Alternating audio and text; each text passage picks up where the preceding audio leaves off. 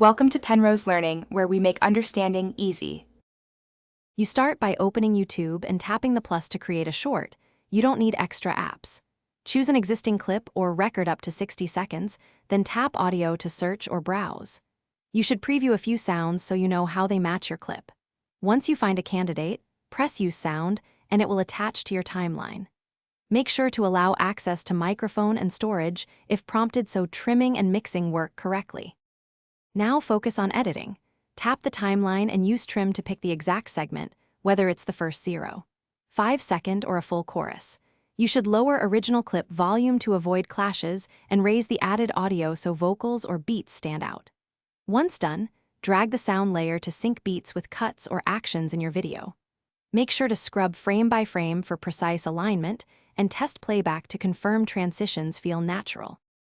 Finish by adding captions, timing, filters, and a clear caption so viewers understand context, then set visibility and hit upload. You should monitor views and retention to see how the audio performs. If the sound clips or won't attach, first retry trim and reselect the sound. If that fails, restart the app and re-import the video. Make sure file permissions are granted and that the sound isn't region restricted. Those checks solve most posting issues quickly. Thanks for watching. If this was helpful, leave a like and consider subscribing. See you next time.